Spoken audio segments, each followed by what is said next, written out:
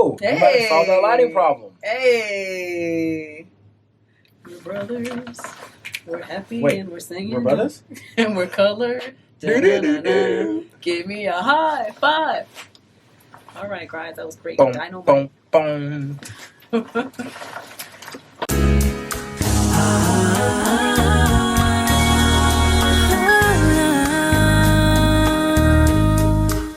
Do you want to talk about a topic or just vibe out? Any conversation? I think we should get the random, wonderful thing. Namdee will again choose. No, I think that we're going to. Namdee did not choose. This is a different video. Namdee did not choose. Are you ready to choose? Here we go. I guess. All right, folks. I dropped one. Okay. What we got? My name is Lexi, Yes. and thank you so much for joining me for another video. I have a guest here today, my friend Namdee, singer, songwriter, poet, rapper, cookie monster, producer, engineer, all of that. I am. We actually have cookies here. Yes, they're made wonderfully, homemade. With I'm not gonna, love. with love. Actually, it's from the store, but I made it. You told me you were baking them. I did bake them in my The oven. package in the store. In my oven. She had me thinking she put flour in there with the eggs and shit. I'm thinking like, oh snap, she over here from scratch. They were from placed scratch. on the sheet with love. Nestle or Pillsbury? Kroger. Wow. Does that change the taste? I thought she was she went to Kroger. But anyway, Yes. if you have not seen our previous video on the difference between working with an inexperienced and an experienced engineer, make sure you go check that out. I will put the link in a little bubble on the screen, either here or over there, one of those corners. But Namdee is back to help me with another video, and this time, I guess I'm choosing the topic.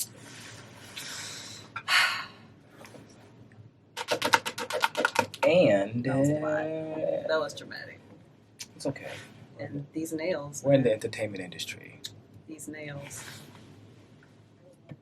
I have acrylics right now. You see that? Boom. And it's too much for me.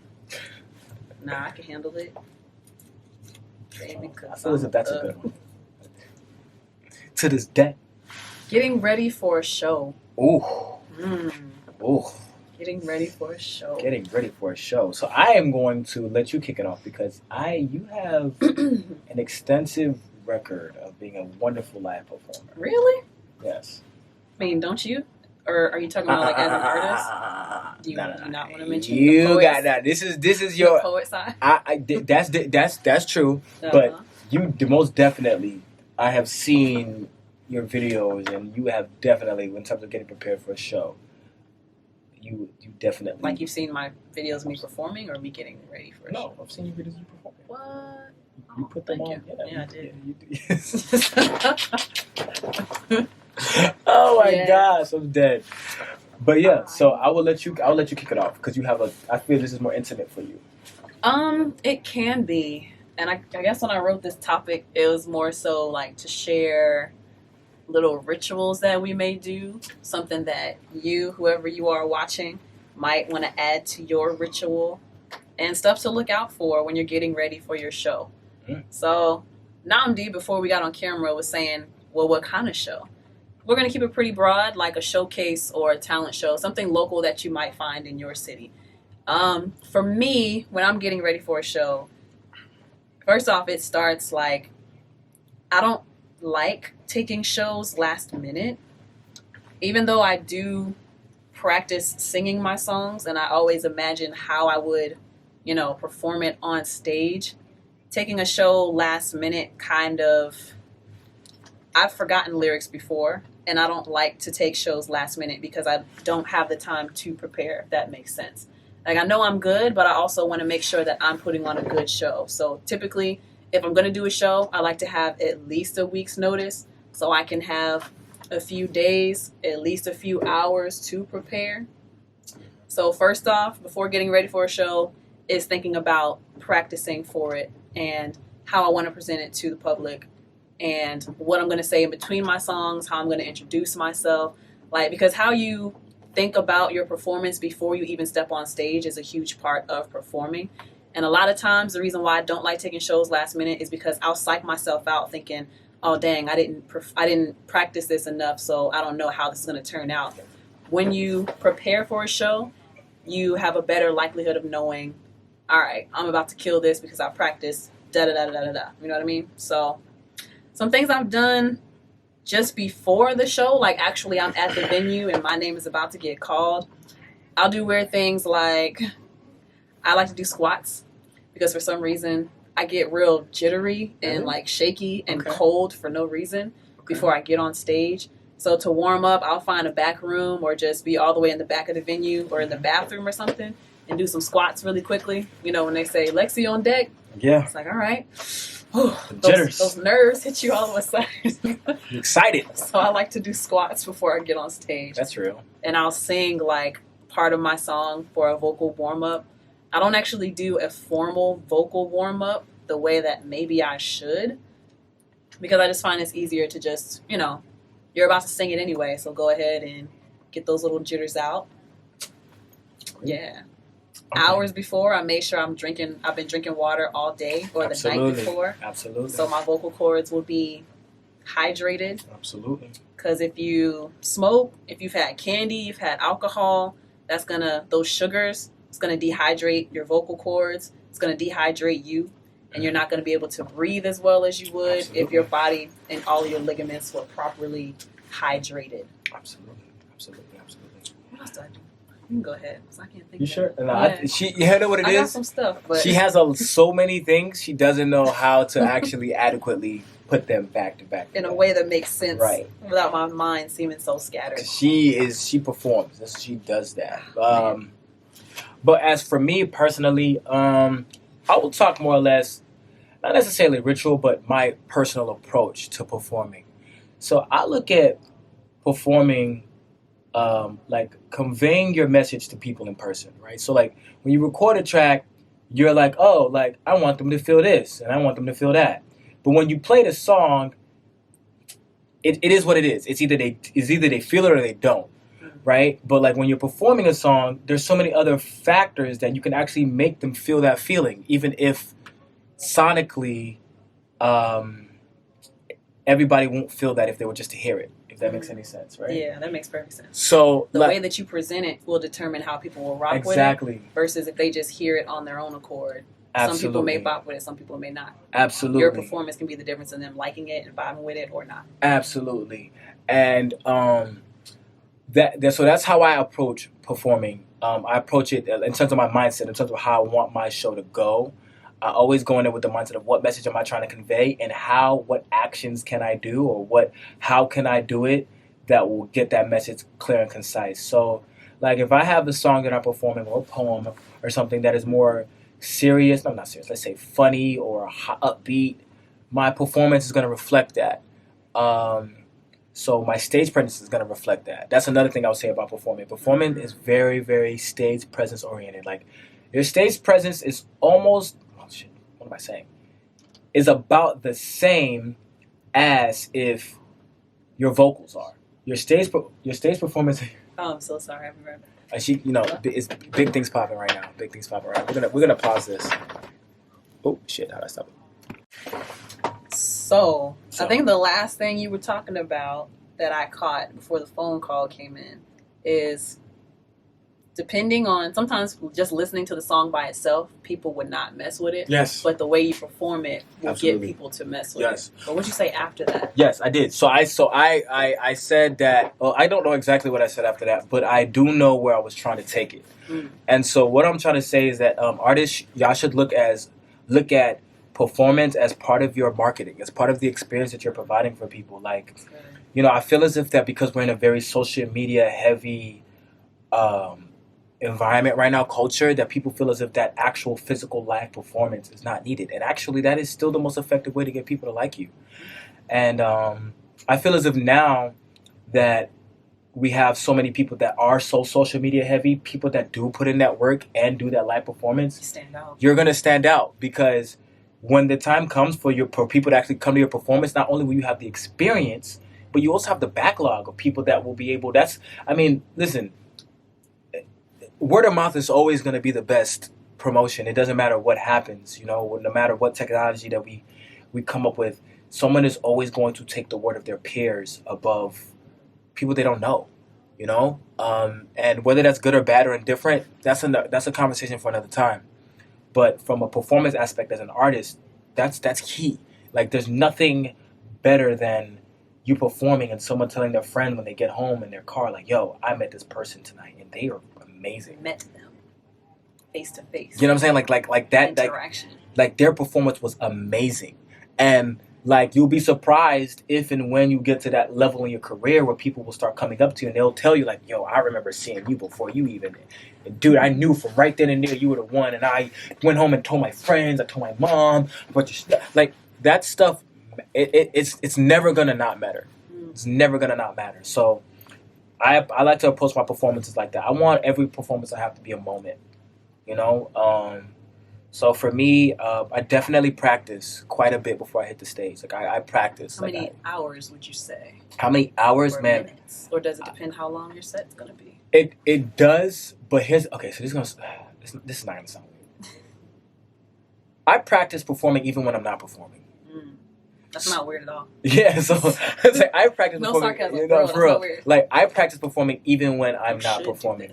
Like, so let's say, like, if I am in a mode where I know that performances are coming up, I'll perform anywhere. Like, and what I mean by that is, like, I could be in my car driving. I could be like in the mirror brushing my teeth. I can be in the shower. Yeah, if I'm in that performance mode where I know that I got performances coming up, I am performing everywhere. And then when I have the opportunity to full on do my routine, that low key adds up, because that muscle memory up here, man, it's a thing.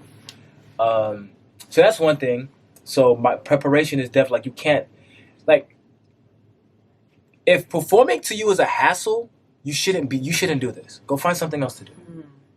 Like, that's the bread and butter of your job as an artist. Period. Especially like Namdee was saying, we're in a digital age, in a social media driven culture where people think that follows are more important than actual physical bodies being in a building or people actually buying. Followers mean nothing if you cannot direct these people to support, to come out to a live show, or even to get your merch online. Facts. Followers mean nothing if you cannot sway a crowd, if you can't connect to people when they come spend their hard-earned money to come see you put on a show and it's whack. Facts. You're letting people down, and you don't really want it like you say you do, because you would not want to allow anyone to feel like they were not entertained when they came to see you. Absolutely. It's a way for you to show your personality. Yeah. Like, people, they love your music, but they love your personality too. That was just like everybody, like, there are 7 billion people on this planet, and all 7 billion of them are talented. Goddamn. Okay? If you think that because you recorded something in your room or in a studio, no matter how high priced the studio is, that you're just going to drop it and people are going to love it, you got nothing coming. All right? You got to have that. There's a reason why they call it an it factor. Your performance is part of that it factor. It's part of that it. It's part of that moment where people... Something about you. I can't put my finger on it, but it's something about the way she sings. There's something about the way the guy walks on stage. I don't know what it is. That's another opportunity for you to showcase who you are. So I would say that. So if you feel this way, if anything that we are both saying sounds like a hassle, go do something else, man. Like, don't even waste your time. Like, forget, you're not gonna waste my time. You're not gonna waste your time. Don't waste your time, because you're gonna be 30-something and upset. Like, for real. Like, go do something. Like, maybe you need to be a song. Maybe you need to be a behind-the-scenes guy. You know what I'm saying? Or, like, you know, like, I don't know. Like, but that aspect of the industry is not for you.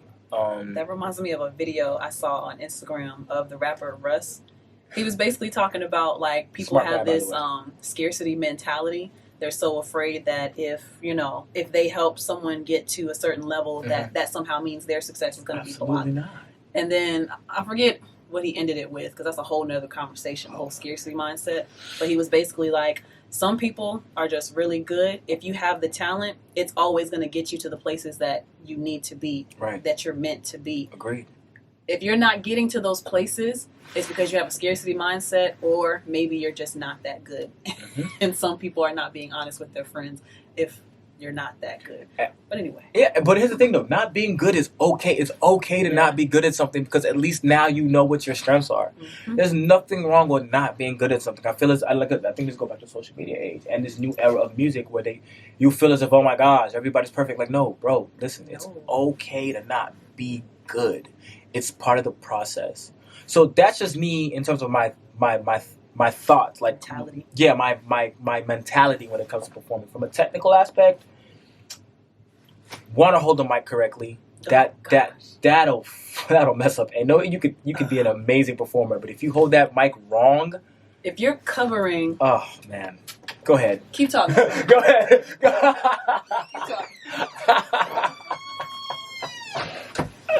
Yo, like, so basically, I'm gonna let her come back and explain the mic stuff. But like, if you gotta make sure your mic is right. All right, make sure your mic is right. Because it's really, really important. Because you may think people can hear you, but nobody can hear you. Oh my gosh. And there's nothing that the audio engineer is going to be able to do to save you if you can't hold the mic. God. You want to show them? What? Go ahead and show them. All right. So here is the mic, right? If you hold it like this, nobody can hear how is you. the sound coming through? The sound comes through here. Yo, and you're holding it like this because you think it looks cool on stage. You've seen your favorite rapper do it. That's wrong. The sound comes in through here. Hold your mic like this. Absolutely. With the head exposed. Absolutely. Come on, camera focus. So that you're getting the most amount of sound that you can, the best pickup. Absolutely. And so you'll actually sound like quality. And plus you know what you're doing when you're holding the mic like this versus some newbie, I don't know, holding like, look how much sound gets in from here compared to when you do this. It's a huge difference. Yeah. What about the distance between you and the mic when you're on stage? I would say you don't need to be up on the mic like this. Absolutely. Like eating the mic. There's this thing called proximity effect, which is a little technical. When you're too close to the mic, you're creating a lot of bass buildup at the microphone, so you're sounding more muddy and not as clear as you should be. The mic can be from, let's say, like 4 inches away from you. And then depending on how loudly or intensely you're singing, sometimes you can do like this whole thing. If you see singers doing that, that's because they're trying to make sure that the sound quality of their voice coming into the microphone is not going to be peaking. It's not going to be too muddy if it's too close. It's not going to be too faint if it's too far. You're not going to basically pierce people's ears. So that's all the kind of things you have to think of when you are practicing. How are you going to be holding your microphone for people to best hear you? Practice before you get on stage. I had to get the microphone. Yes. Because that's such a pet peeve of mine. People not holding it properly. There you go. And so something that goes hand in hand with that I think Lexi will agree with me also on, is that your best friend in a live performance is the engineer in the building, okay? Make good friends with him or the DJ, whoever is the person that's controlling the sound. You want to make friends with that person because it's just a pro tip. Like, you don't have to. They'll just give you the basic regular stuff.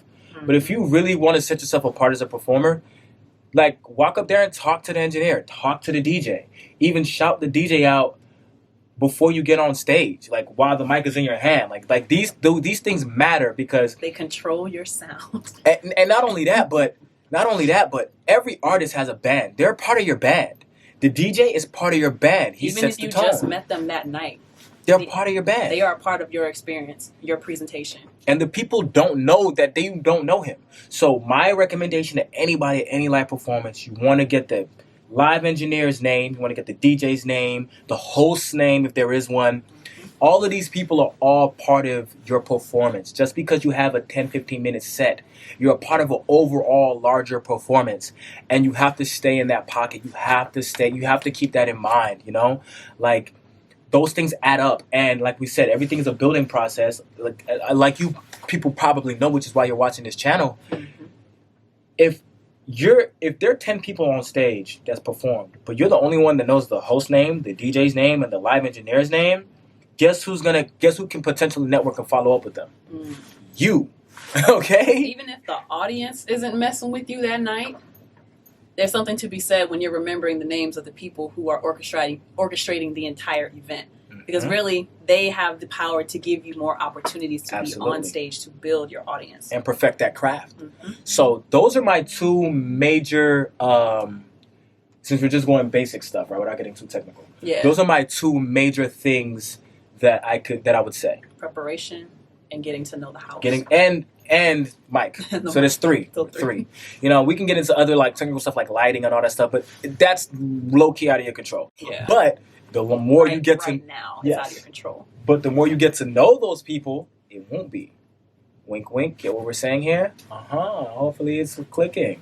I see it. It's clicking. The light bulb. It's clicking. Ding. So yeah, what else can you say? Have you had any experiences with let's say about the crowd control? What are your thoughts on crowd control? Crowd control. So we are entertainers, and I just had this epiphany. Not epiphany. I've always known about it, but being an entertainer is like the ultimate form of customer service, where we hate to, I don't want to, nobody should be judging me. I don't care what nobody thinks, but really you have to care what the people are thinking if they're engaging with you. If they're not engaging, are you staying in one spot on the stage? Are you up at the microphone, not moving? Do you have any choreography? Are you looking people in the eyes, or are you staring off in the back at some random spot on the wall because you're too afraid to make eye contact? All of those things and the energy that you're putting off, the crowd can sense that, and they can tell if you're nervous. They can tell if you don't really care about them. They can tell if you're not confident in what you're performing. So preparation is going to play a huge factor in that. Did you take the time to see where are some parts in my song that I can get the crowd involved? Maybe it's a catchy part of your song where they can repeat something, like know it real easily, and you can throw it back to them. Or maybe is it an emotional song? How am I going to make sure that people feel me? Like, I have a song called Crazy Time, and I kind of... A good song called Crazy Time, might I add. Thank you. International, by the way. Okay. But when I perform that song, I always know that it's something I want people to feel more so than, be kind of turned up to it. I want them to listen to the storyline. So I won't be too animated in my movements and too, crazy with the dynamics of my vocals. I'll stay in one spot for maybe the first verse, and then I'll walk over to the front end of the stage. I'll bend over, I'll look somebody in the eye, and I'll point at them to make that personal connection. And that's how I like to get people involved in my music for that particular song anyway. So you're really going to have to think about, what kind of song am I performing? How am I going to get people engaged? How am I going to connect with people while I'm performing that song? Yeah. So crowd control, the key component. Do you have any, I guess you could say, lessons that you learned when you first started performing in terms of dealing with, let's say, security, backstage, maybe some people in the crowd that may not have necessarily had the most etiquette? Is there anything, you have anything like that? Luckily, I haven't had any particularly bad experiences with people. I will say that it's been super embarrassing when you shout out to the crowd, "How's everybody doing tonight?" and literally nobody says anything back. If you're not careful, that'll break you and shake your whole performance. Absolutely. So you got to kind of prepare yourself mentally. All right, I'm at this stage right now. People may not respond back. Keep moving, keep breezing past it. If people are yelling random things, there was this one outfit I wore to the Art House tour, and it was like a cat suit with the thing coming down the middle and all the way down my thigh. Okay. And I overheard somebody say, "Oh, girl, she ain't got no panties on." And I was like, "Yes, girl, I sure don't." And it made the whole crowd laugh. So you kind of have to be making sure you're on your toes about if people say something, am I going to respond? If I do respond, how am I going to respond without it getting in the way of wherever you are in the music in your set? Absolutely. And to piggyback on that, there is a little bit of back and forth between you and the audience. There will be that naturally. And even if they like you. There's gonna be somebody gonna message you. Yeah, there's gonna be a little back and forth. But if you are quick-witted, like she said, you can actually use that to your advantage. I would also say another thing is, I know we talk about detail and all that stuff, but there's a balance between paying attention to detail and over paying attention to detail. Now, allow me to explain. Before you step on that stage, pay attention to detail. You have to be as detail-oriented as possible. The moment you get on that stage, remember, the crowd doesn't know what's going on. They don't see everything. So if you stumble on a word, or let's say you might fumble, maybe you miss a step, keep on going, because you'll be surprised at how many people do not notice, because at a lot of these performances, we don't think it's part of the show. Part of the show, like someone probably thought that the response that she gave to that girl, maybe some people thought that was part of the show.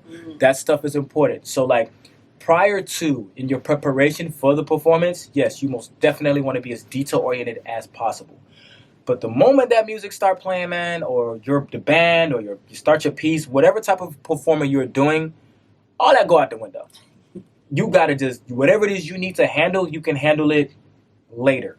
And when you one day get to that point where you're a famous singer and everybody loves you, then maybe you can pull a Beyonce or a Nicki and be like, can you turn the beat up? Can you do da-da-da? Because it's somebody's getting fired today. Yeah, you can do all of that because it's your show. She is a pro at the show must go on. Right. I've seen her fall down 15 steps, get back up and keep performing. Yep.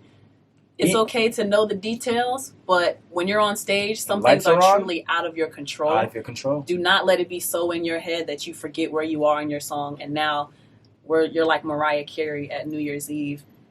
Something happened where it skipped and she was like lip syncing, but she was so pissed and she like didn't even try to stick with the music. She was walking around with an attitude and everyone could just tell. And me and my friends still talk about it 2 years later. And that's a thing. You know, like the only reason why you should stop performing once the music goes on is if your life is in mortal danger. Like for real, to be perfectly honest with you. If you're truly passionate and you truly want to be the best artist you can be, the only reason why you should stop performing is if your life is threatened or they shut it down. You're literally singing and the lights turn off. You know what I mean? Like, damn, they shut that down. Yeah, like for real. Like that's the only reason. Like Beyonce at Super Bowl. And even at that, she was still singing. So like you just couldn't hear it. So like you the show must go on. That saying is a real thing. The show must go on. So once you get on that stage and it starts, whatever happens, it happens. And low key, you may not believe it. It may sound far fetched, but people will be impressed with how you handle a live performance in adversity. And that makes you seem very much more professional. Very much more professional. If the world is burning and you're like, they're like, damn, this place is on fire and she's still singing, or he's still singing, or he's still rapping, whatever it is you do, it shows your level of commitment and your level of focus. And performance is that key component, man. I promise you.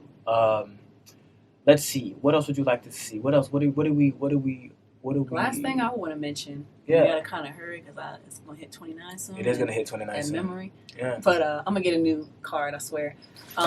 Think about what you're going to wear. That's key. I've been a judge on a panel one time, and the dude was kind of like a gangster rapper, but he was dressed like a nerd, and I didn't understand his branding. I didn't understand the character or what he was trying to like show me with his imagery. That's a major key. In customer service, people gotta like your performance, but people also kind of have to get it as soon as they see you. You don't. Absolutely. And I hate when people say, "Oh, you don't look like an artist," because an artist can look like anything. But you have to look like what you intend for people to think of you as. If you're not presenting yourself in that way, then it's very confusing for people and it's harder for people to connect. Because you're trying to communicate a message. Yes. So think about what you're going to wear before you're doing this performance. Very key. So, I guess to wrap it all up, because we are nearing our end, right? Yeah. My name is Namdee. You can follow me on Instagram at nam.dee. And this is the wonderful, amazing Lex. This is her channel. Y'all should follow her, subscribe, hit the notification. And also comment, like go down in the comments, share your stories, share your advices, share your experiences, you know, like this is we're a community, and as a community we should share. Doing my outro for me. Yes, it's the least I can do. She made me cookies. Made me cookies just to come and talk on the camera like that. Like, what are you talking? I'm a cookie monster, bro. I'll fuck a cookie up. Oh, what? Whoa. Oops. We're gonna bleep that out. Nasty. But anyway. Thank y'all so much for watching. Thank you to my guest, Namdee, and collabing with me on this video. Until next time, peace. Peace. That's so great. We both girls. I did not even think like that.